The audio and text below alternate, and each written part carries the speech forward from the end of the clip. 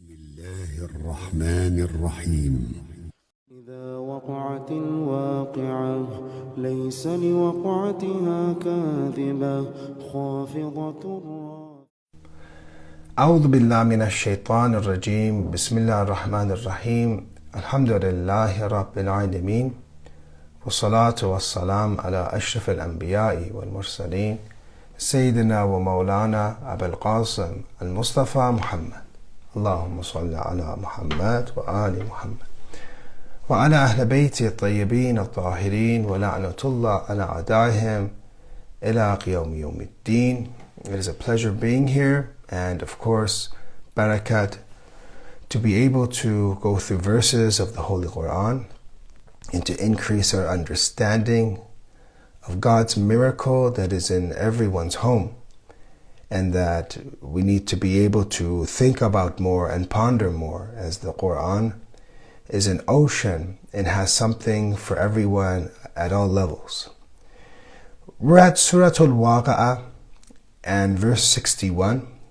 So get your Qur'ans, or you can look at the slides, and we're going to be talking about some of the proofs that God, or answers that God gives to the materialists, those that do not believe in the hereafter, or those that think it's difficult for the hereafter to occur. So now we're on verse 60, and 60, actually we're on 61, but 61 is connected to 60. So do you remember that we talked about نحن قد أعوذ بالله من الشيطان الرجيم بسم الله الرحمن الرحيم نحن قدرنا بينكم الموت وما نحن بمسبوقين. We have decreed death among you, and we are not to be outdone. So one of the proofs that we talked about is that God has created death, and death is in God's hands. So when someone realizes that God has this power to give death to us, then we can also realize that, well, He also has power to give us, life. He gave us life in the first place. He gave us death, He took that away.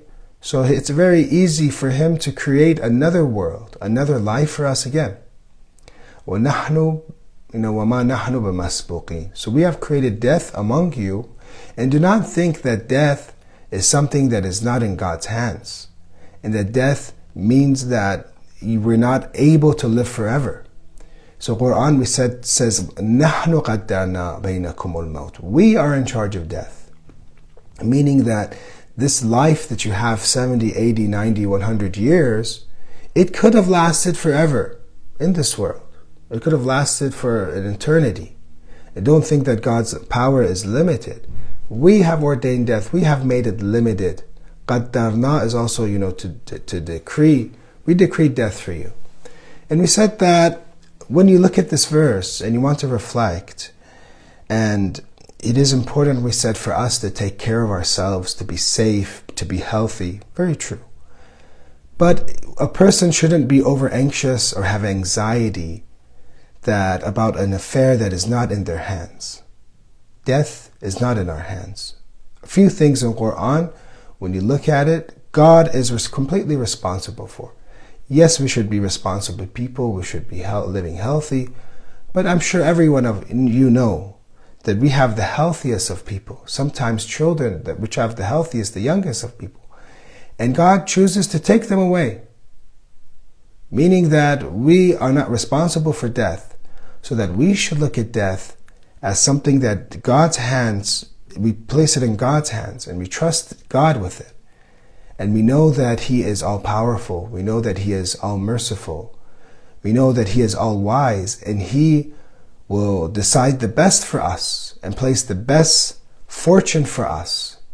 So we should not be in a way that if you look at most societies, that they're afraid to talk about death. They're afraid of what would happen. Don't say it, for example. As a Muslim, we should not have that fear. And actually the opposite is true, that Quran talks a bit about those that don't have hope of the meeting of their Rabb. We should also be hopeful of meeting Allah.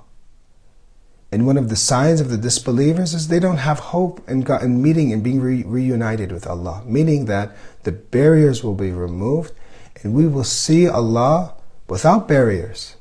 So it's a meeting with us and God. So we should hope for death, be hopeful of death, because death is real life for us. Death is sweet for us. Death is the removal of barriers. Death is the meeting of God. So therefore, when this occurrence is actually the start of our real life, when this occurrence is not in our hands, and God decrees it, and we have no place, why are we so anxious about it?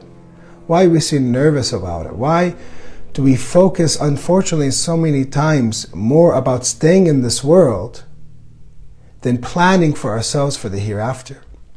Yes, you should, exercise, you should be healthy, you should build your world for Allah. This is true, but it should not distract you from the ultimate goal. But the ultimate goal is our destination. So then we see that this verse here, عَلَىٰ أَن نُبَدِّلَ أَمْثَالَكُمْ وَنُنْشِئَكُمْ فِي مَا لَا تَعْلَمُونَ, in that we will change your likeliness and produce you in that form which you do not know. So this ala, according to most of the mufassirin and commentators of Quran, ala is jar. Jar, and then after jar you have harf jar, you have al-majroor. So harf jar needs a mutallaq, needs to be attached to something. When you say, for example, in the house, this has sentence in the house has to be attached to something. What in the house? Or else it's not in a complete meaning. So ala an nubaddila amthalakum, in that we will change your likeliness and produce you in that form which you do not know. What is it attached to? There's two views, but the mufassirin, commentators that I look at, say it goes back to the first nahnu qaddarna bainakum al-maut, we created death for you so that we will change your likeliness. So therefore, God has created death for us in this world. It's interesting that we will change. Badal, nubaddal comes from badal, to exchange. And amthal are like other humans. We created death for you so that you could say that if you will leave this world, and then another set of humans will come to this world. And they will die, and another set of humans will come. Constantly, how many sets do you think have come to them? Generations and generations and generations of humans have come to our world so far. A world that we're very familiar. وَنُنْشِئَكُمْ فِي مَا لَا تَعْلَمُونَ, and then we will produce you to another world, you could say, that you do not have information of that world. This world you have information because you've lived it and you've experienced it. But the question is, when we were giving life and our life was being created, when we were just a clot, and this clot later on becomes a lump of meat and has bones, and then we get a heart and eyes in the womb of our mothers. And before delivery, we are alive, we have a spirit. After 4 months, God gives us a spirit. And we hear that, intense heartbeat. But we think life is just nothing but this darkness in the womb of the mother, this loud, noisy place. We think that is life. We have no idea of what is going to happen when we are born. And actually, in reality, when someone is born, that is actually when we say, their life starts. You give them, in every country today, when someone's born, they give a birth certificate. It's when they come to this world. Even though they were alive, did they not have a spirit in 4 months of time? Did they not have some type of, understanding or some type of life? Yes, it's true. It's alive. You can't kill that, for example, that baby that's in the womb of the mother. 4 months, in general you can, but especially that 4 months after life has been given to it. But nobody says that's life. They say life is when they are born in that birth certificate, or for example, they are born and everyone, sends congratulations to the parents or whatever, because that child now has realized true life. As if to say that life in the womb, with the heartbeat, with the darkness, that life was not real life. The example that our ulama and scholars say is that, this life is similar to that womb of the mother, that it's a very limited life, where it's compared to the hereafter, that in terms of what we can, the knowledge and the senses and how everything will work, it's very, very limited. So therefore, that true life is the example of, for example, our life in this world compared to the life of the hereafter is like that life in the womb of the mother. It's an incomplete life. It's naqis. It's incomplete. And, this solves many problems in philosophy and theology when you think about how this world is incomplete, and that it wouldn't make sense for God to keep bringing us back, and if He wants to give us life over and over again, and therefore there to be reincarnation, because we're just coming back to a limited and painful world, a place that is full of bala, a place that is full of calamity, and it could never be a reward of the good, because this world is limited. So we say, "Ala an nubaddala amthalakum wa nunshi'akum fi ma la ta'lamun," and that we will change your likeliness. We will replace you soon. This world will be without us. And at least for me, everyone will be happy that I'm gone. Alhamdulillah. Wa nunshi'akum fi ma la ta'lamun, and produce you in that form which you do not know. Let's look at some of the tafsirs. The preposition in order, or we will change, ala an nubaddala amthalakum follows the sentence, we have ordained, qaddarna. So this is, al-mizan also says that ala nubaddala goes back to nahnu qaddarna bainakum maut. So remember we said we need a muta'allaq, we need an attachment. So it says that this harf jar, in what we will change in likeliness goes back to nahnu qaddarna, that we have decreed death so that you will change. You will leave and others will come to this world. Amthal is a pearl of myth, he says, and when we speak of something's myth, this denotes the same species. Therefore, one human being is the myth of another. A human is a myth of another. It's like, it's something like another. Therefore, when God says to replace you with the likes, this means that to replace you with other human beings. This land that you had, you own, soon we will leave, and someone else will live in this land, this home, whatever belongings, if they exist, keep going. Someone else will be using it. Land at least will exist. Somebody else will be using it. In both cases, this refers to replacing one group of humans with another and putting the subsequent generation in the place of the previous one. And it's interesting when you think of this, how Allah beautifully mentions this with these tafsir. You think that, this also gives you, another sign that this world is, transitory, and this is a place for us as a bridge we're passing, because so many people just come here for 60, 100 years, tested and go. 60, 100 years, tested, go. 60, 100 years, tested, go. And that there's this cycle. Don't think that you're going to be here forever. It's like, the example of this is like checking in your house.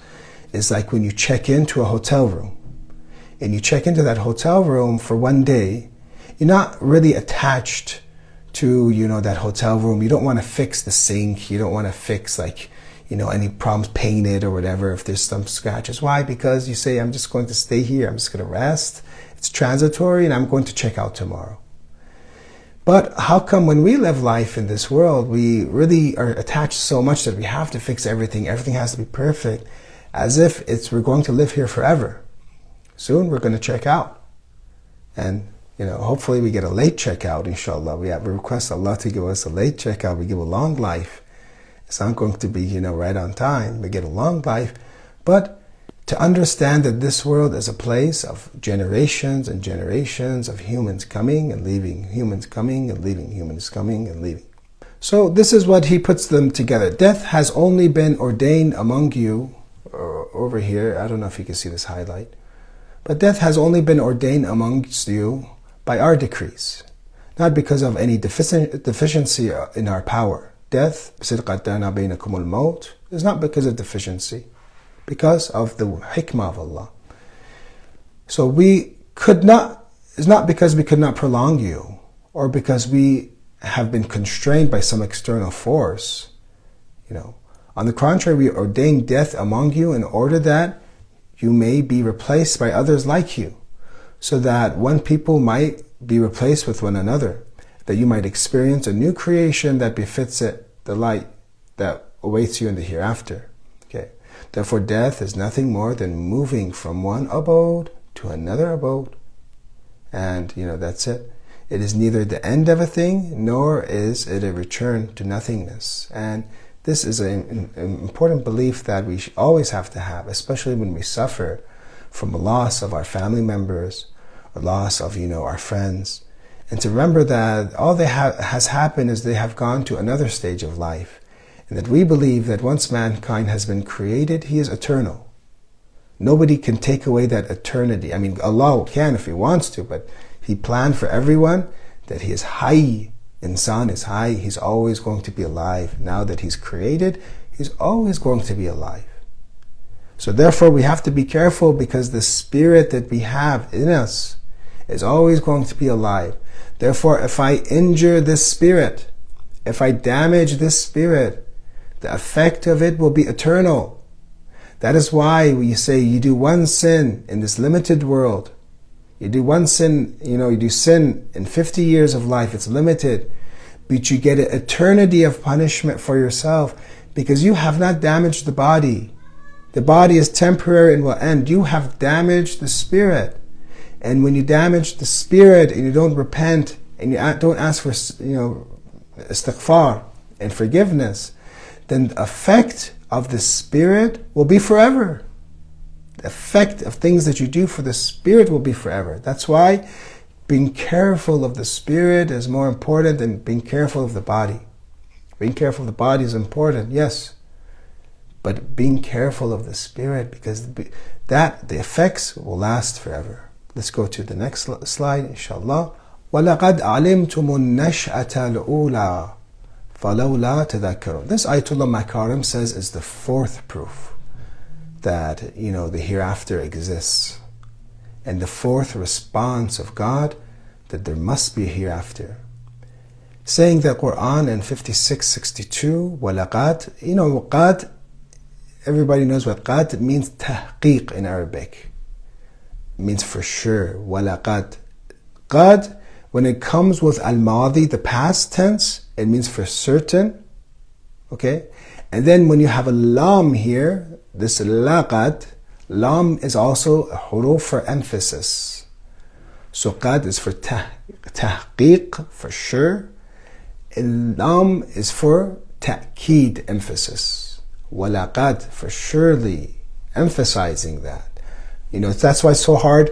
You look at the translation in English. It says, and you have already known. Walaqad, it says, if you want to really translate it, it is emphasized that. Then qad, truly that. Alimtum an-nash'atul ula. You have known the first creation. What is the first creation? Mufassirin say this world. You know this world. You know how this world came about. You know how it came from nothing. فَلَوْلَا تَذَكَّرُونَ. Then why will you not remember? And this is the fourth, meaning that you know that this world was created and that it is going to end, and therefore it does not make any sense for us, for all of these things. You could say in one way, you can infer this from these verses, that you cannot say it is wise for God to bring death. You know that life is limited. You know He has capability to give you life forever. But you know that, and you're familiar with life, and everyone dies in it and we're replaced. So therefore you know that life cannot be this only. That life cannot be limited to this world and khalas, then annihilation. It doesn't make any sense. It's not wise to believe that all of this creation, all of this power and design, everything we see, that God gives us life for 60 years, 50 years, 100 years, and then we vanish into thin air. You'd say that is not a wise God. That is, God forbid, you say that person that designed this is stupid. what is it, 50 years and I vanish? 100 years I vanish? That's why, in general, when you believe in God, you also believe in the hereafter. Because nobody believes in a foolish God. And we'll talk about this proof. By the first creation, the Quran means the creation of this world. The idolaters are familiar with its features and qualities, and this knowledge means that they should accept the existence of a subsequent and everlasting creation. So the fourth proof, where they will be recompensing for their deeds. Because life does not make sense. You know how this world works. You have information of this world that's going to end. So what? So if this life just ends just to end, then there's no purpose of it. It's just a vicious cycle of getting gas, for example, and a car just goes get gas, and you ask him, now you got gas, where are you going to? You say, I'm going to the gas station again. Okay. And then you go to the gas station and it drives again, and then you say, after the gas station, where are you going to go? I'm going to go to another gas station. It's just a vicious cycle of needs, this world. And that doesn't make sense. A vicious cycle of needs is not what someone that is a being that is wise creates. A being that's wise creates with purpose. Not just a circle of removing needs. Herefore, this transient world, okay, they will be recompensed for their deeds. After all, when one considers the cosmic order that governs this world, it is evident that it was not created blindly or without purpose. To say this, وَلَقَدْ عَلِمْتُمُ النَّشْأَةُ الْأُولَىٰ, this world that's it, and there's no hereafter, oh polytheist, oh person that is rejecting the hereafter, then this would mean that this life it has no purpose in it. So this transient worldly existence must have an enduring goal. It also is evident looking at the order of the cosmos that everything must be guided to the form of felicity. When you look at the cosmos and you see that everything is actually from a seed, for example, that comes into a seedling and then has a stem and then leaves and then a flower, and then it reaches Kamal and it bears fruit, and in that fruit there are seeds, and it has more reproduces to other plants. You see, that is reaching Kamal. Everything in this cosmos is reaching perfection, reaching completeness. But if we were just here for 60 years and just to put us in this test with these trials and tribulations, and that's it, there's annihilation, that does not make any sense. The guidance of human beings necessitates that God sends prophets to them, for a purpose, to promulgate religions, to propagate religion, to teach religion, and deliver moral commands and prohibitions, and that He recompense for their good deeds and evil deeds. So this is getting into this philosophical and theological proof that I want to spend some time talking about, is that how do you answer if somebody comes to you, and the Quran is in a way answering this. So this is the fourth proof. How can you structure a philosophical argument to say that the hereafter must exist? How do we know the hereafter must exist? Can the mind and the logical mind come up with a proof that there must be a hereafter without any use of Quran? For example, Quran is guiding us to an intellectual proof. But how can we formulate and demonstrate such a proof? This proof is in the book of Theological Instructions, and we see that one of the proofs is God's wisdom, God's hikmah, an attribute of God that is proven that because He has knowledge, because God cannot be unwise, and God cannot be foolish, and we see His hikmah all over the creation. So therefore, such a creator and Rabb and sustainer has to be wise. So from our discussions regarding God, we know that, hopefully everyone can see this slide, that He does not do things without purpose. In other words, whatever He has done, you can prove that. If anyone has any doubt about that, we can prove that later. But in generally, looking and observing the cosmos, you see that God does not do anything without purpose, and that it has to be done with wisdom. Out of His wisdom, God has created a being that can use his intellect to conceive absolute infinite perfection and can engage his will to attain attempt to reach it. Mankind has the ability through his intellect to receive perfection. He has that ability, right? He has that potential because he moves by his intellect. Animals move by their instincts. Man moves by his intellect. This is his essence. And what truly defines him as man is that he moves, his actions are based by his intellect. Not just, yes, we have, instincts, true. But our decisions are based, the true man, his decisions are based off the intellect. Hence, there must be a part of reality that is in, consonance with this aspect of man. This realm, which is called the hereafter, a return, in religious terminology, must exist in order for man to achieve what he envisions and aspires for. Mankind is so powerful, so strong, God has made us to reach completion that we aspire, at least, we aspire to live forever. All of us have hubbul baqa, all of us love immortality, all of us dream of this, and we have potential for this. Then why would God not fulfill this for us? Stated differently, God has created in man love for perfection, but yet despite his efforts, he cannot find it in this world. Can anyone find true perfection in this world? Man loves perfection. Man has hubbul kamal.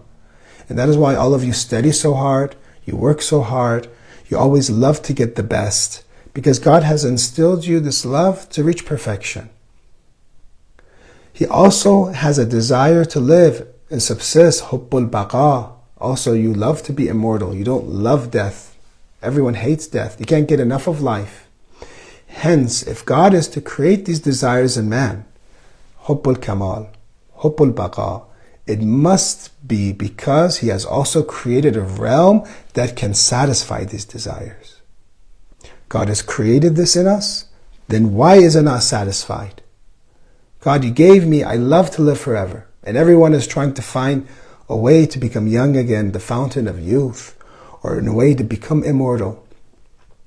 And everyone loves to reach perfection. But God, you put these in me. Who put these? Who designed me? God, yes. You put in me the love of perfection, the love of eternity to immortality. The alternative of God creating a desire that is unfulfillable seems to go against his wisdom. Then God, you created me desires that are unfulfillable? This world is not perfect. This world cannot satisfy me. It would be like creating a car with wheels that's locked up in the garage. Like one of these brothers who buys a Corvette, for example, and never takes it out because he's afraid it'll get scratched, for example. So it is like a car.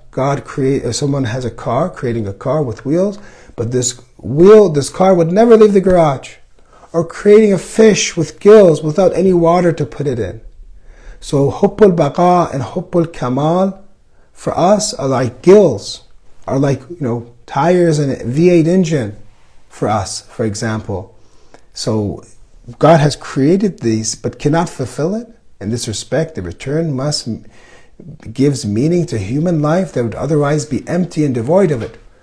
So therefore, it is against God's wisdom. This is one proof that God gives us desires and creates us a limited life, but potential, and aspirations to live forever, aspirations to reach true perfection, aspirations to live in a different world that is completely, has no negative in it. And we talked about, those, examples in the Quran. There will be only qawlan salaman salama, only salam will be said to one another.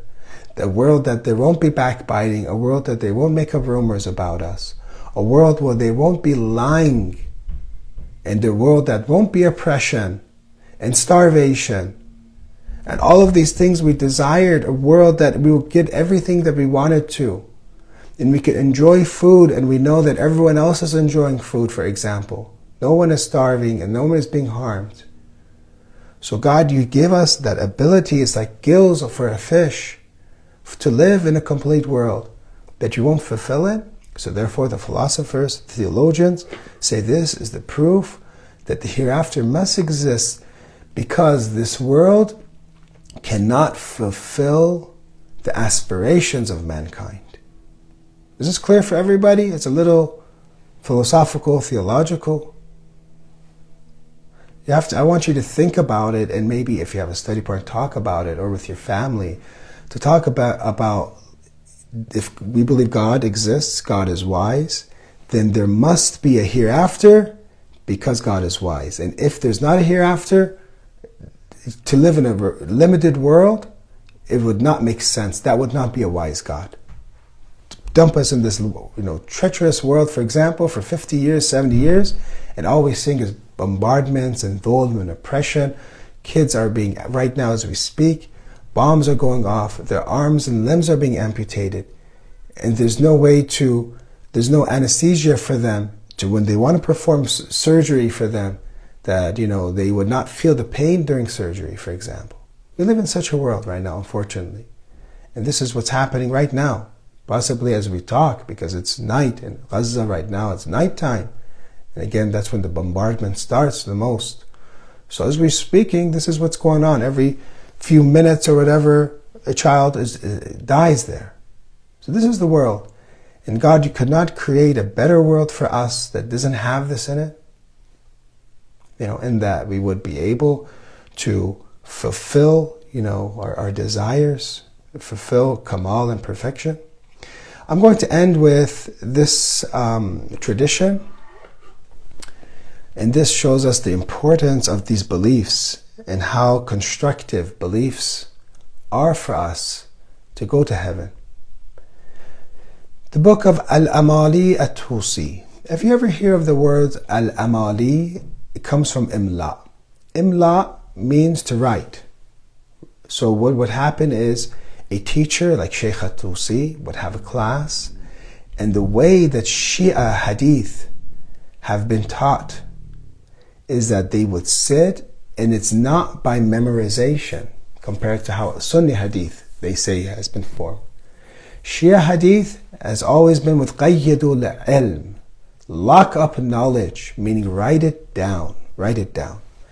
So this tradition was from the Imams as well, and that the Imams told us to write down knowledge. So Amali, and books that you have of Amali or Imla, meaning that they would come to Shaykh Tusi, and they would come to his lessons, and he would say a hadith, and they would write it down right there. Write it down right there. Or else, how can you rely just on memorization? Quran, yes, memorization and repeating it over and over and over. But when you have these thousands and thousands and thousands of sayings, how can you remember all these ahadith? How can you remember 100,000 and memorize them exactly word for word? Unless you write them down. Quran is easy to memorize. Quran is a miracle, and we repeat those over and over, it's easy. But hadith is hard. I'm not saying you can't memorize hadith, but the Imams instructed qayyidul ilm. And Imam Ali ﷺ compiled the Quran also in physical form. Remember, it was already written and during the Prophet's time, but also Imam Ali compiled in written form because that preserves something.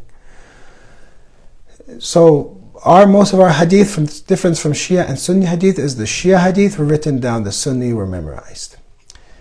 Al-Amali Lit-Tusi and Abi Dhar. Abu Dhar, great companion of Rasulullah, great companion of Imam Ali alayhi salam. قال رسول الله صلى الله عليه وآله أتحب أن تدخل الجنة? He asked a very important question from Abu Dhar. Do you love to go to heaven? Do you want to go to heaven? Abu Dhar, with the respect that he had for Rasulullah, Na'am fidaka abi, yes, may my dad be sacrificed for you. Because this shows you the highest love, when you love the Prophet more than you love your parents. You love your parents. But if it comes to parents and Prophet, and you have to choose, even though Islam always says respect your parents, love your parents, but let's just say you have to choose between Allah or Rasul and parents. Rasul. قال فاقصر. 3 things for us to work on and 3 pieces of advice. How do we enter heaven? 1. فاقصر من الأمل. Faqsir, it means, you hear of taqsir, in Hajj, you do taqsir of the hair. For example, after you do Umrah, you do Safa, they call it taqsir, you shorten. You take scissors and you cut the beard, or for example, the hair. Faqsir, make short. Min al-amal. This is amal with Hamza. Amal with Hamza is different. Amal with Ain. Amal with Hamza means dreams. Amal. Amal, dreams. Amal are material dreams that you have in this world. Long dreams that they're not going to, approach you very soon. Amal is, for example, I have this dream that one day I will be, one of the top 500 richest of people. One day I will be a cryptocurrency whale. And when I buy and sell, it makes the market go up and down, for example. It's good to strive to be prosperous and to have economic power to serve the Imam of the age, to serve Islam. That's different. But these are materialistic, animalistic dreams that I have just to have. I have dreams of having a large money pin, for example, with gold coins that I can swim in it, for example. That's amal. Faqsir min al-amal. You have a house, that's it. If God gives you more rizq and you want to make it larger, you have more children or whatever, okay. But it shouldn't be your dream to have this house, then I'm not satisfied with this house, then a larger house and a larger house. Then I say, okay, I want to have a yacht now, and I have, I can fit, our masjid, an entire masjid could fit in it. I want an entire yacht that that's not big enough. I need to have an oil tanker now because that's much larger, for example. So it keeps going. It's like salt water. You get thirstier and thirstier and thirstier. Do you want to enter heaven? Make your material dreams short. Those useless dreams, those dreams that are just for the nafs and materialism, make those short. وَجْعَلِ الْمَوْتِ نُصْبَ عَيْنِكَ. Make and place death in front of your eye. Imagine if I have this pen right now, if you can see it. It's in front of my eye. Wherever I look, I see, but this pen is here. Imagine this pen is a sign of death. And everywhere I look, because I have no guarantee, death can come to me right now, right when I'm talking. This day, death could come to me. This week, death can come to me. There's no guarantee. Anyone here have a guarantee that they will live for another 10 years? If you have that guarantee, give it to me. I'll buy it from you, inshallah. Nobody has that. So therefore, place this in front of you. Death, death, death. You're going to die. You're going to die. You're going to die.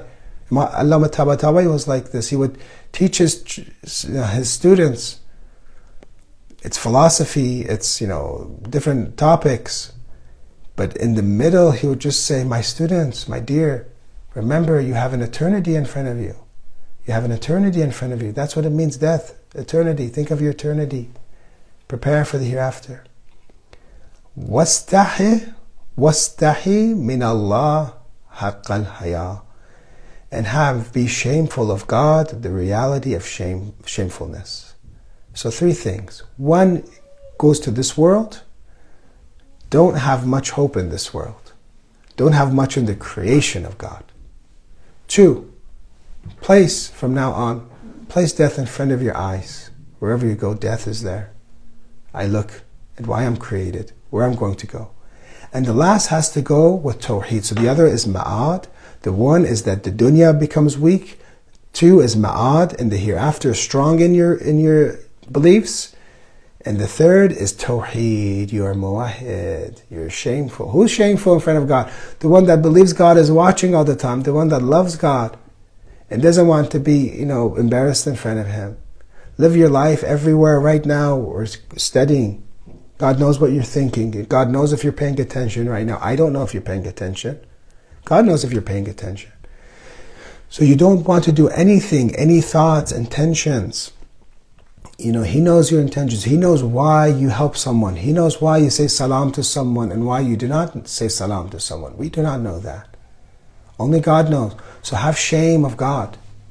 You'll enter heaven. What a beautiful hadith from Rasulullah, that hopefully we can make our material dreams short, place death in front of our eye, and live life with constant haya of God. That I'm shameful and have shame when it comes to God. And I am afraid of what I'll do. وصلى الله على سيدنا محمد وعلى أهل بيته الطيبين الطاهرين. بسم الله الرحمن الرحيم. إذا وقعت الواقعة ليس لوقعتها كاذبة خافضة